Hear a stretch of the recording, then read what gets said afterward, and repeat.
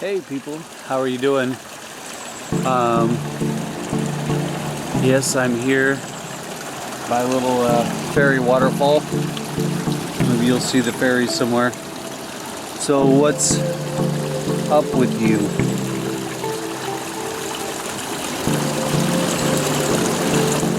Maybe you're trying to figure out how to get in the flow again. I can understand. Sometimes you feel like you're stuck, like you dammed your river, like you dammed your creek, and you're not flowing like that gentle and beautiful you. So what are some of the things that actually dam waterways?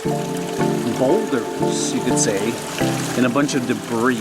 So if you got like big huge boulders or a bunch of debris in your way, and one of the ways that you can look at all of this is like there's a river flowing through your body. It's your energy field. It's the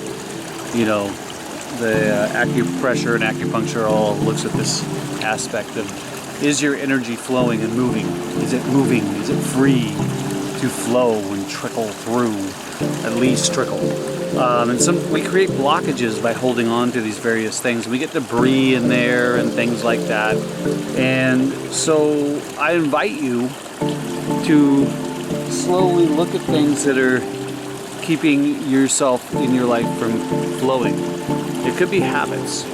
So pick a habit right now. Pick one habit that you do that you know that is actually not giving you more life and more excitement. It could be hanging out on Facebook for 2 hours.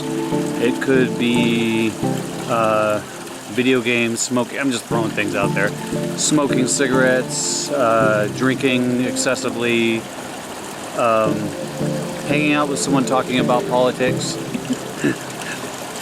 Because sometimes, or just arguing with someone about your opinions and points of views. And so there's various things that you're in a habit of creating that. It doesn't mean you have to end your relationship with the people that you're maybe talking about politics, but you can change the conversation to something that more enlivens you and that is more positive. And you can move it into action too. If you just sit, you could have it be that you take a walk in nature as you talk. So that's one that's around some of the habits. You could quit smoking, you could not do excessive drinking or drug use, pornography, all those things you really can do without a lot of those things. I am a living witness of that. And you can survive and live happily, actually more happily, because you have less debris in a world of your flowing integrity. Because that's ultimately what you want, is flowing integrity. There's a little chipmunk or something. See it? I don't know. I wasn't sure if you saw it or not. But so there's always going to be some things with our integrity issues, like where we're doing one thing and saying the other. That's a part of evolving, ever evolving, and the shaping of you. So be kind and gentle with that. If you have some habits that seem completely out of integrity with what you know you want to create or how you feel about the world. And you can change all those. That's the beauty of our power, is we can change the habits. So those can be some boulders, some other boulders, or they can just be debris. Can be someone that's passed. Maybe you have someone that passed in your family or friends, and you haven't fully let yourself have your grieving time with them and really let them go. Create a ritual to let them go. Let your body, or a meditation, figure out what would be the most honorable ritual for you to create a completion with that person and a higher appreciation of that person's value in your life, because they're still with you. And then the same goes for an ex-partner. If you had a breakup or anything, even if it was really harsh and it's hard to imagine forgiving them, there is a gift that they've given you, or that you've given yourself by putting yourself through that situation. Even if it's just realizing that I never want this again. And so then you know what to say no to in the next relationship, or you have a feeling of clarity when you see someone acting a certain way. It's like, oh, I don't want to be in that, do that again. So you're taking these boulders and these rocks out so you can flow like this. And what does it take? It takes, sometimes, as my friend was saying, some things just let go when you align. And in some ways, that's all that happens. When you align yourself with peace, with harmony, with abundance, with the concept that the world, that everything is your ally, everything is here to support you to unfold into even greater and greaterness, into a more full and free and enlightened you. So it's always here inviting us to do that. So just align yourself, and we do, you know, there is the cause and effect. We have habits, we have things we do, we have things we eat, and over time they can create issues. And that is the benefit of cause and effect, teaching us that we actually do make a difference, and that our actions and that our behaviors do affect us and the world. So as you take those boulders out, some other boulder stuff could, you know, be just other people you're feeling resentful or resenting yourself or whatever.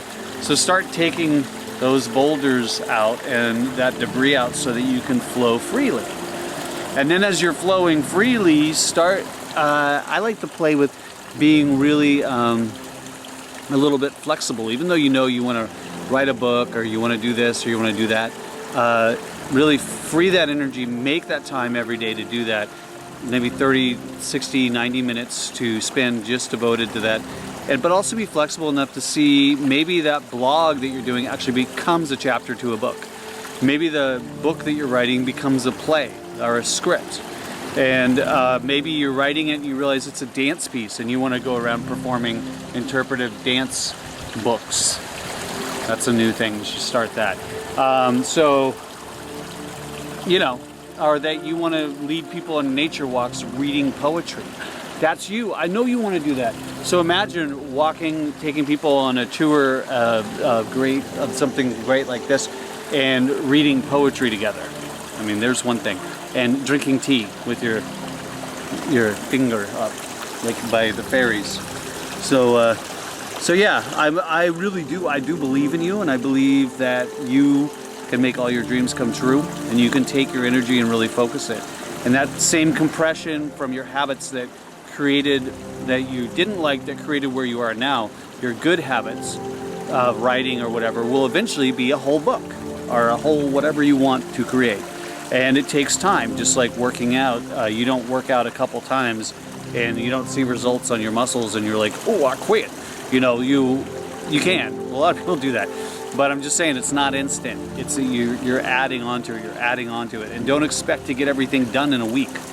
Because part of what maybe you'll do that, but I think one of the benefits of writing a really good piece of work or creating a good piece of art is that you're adding your life experience, and as you're doing it, it is following you along in the journey. So you may write a chapter or write something, and then you may not write for 2 days, and you're like, I don't know why this has happened to me. And then all of a sudden you'll have a life experience where you're out in nature, you're talking to a friend, or you overhear a conversation, and you're like, oh, that's where I wanted to go with that.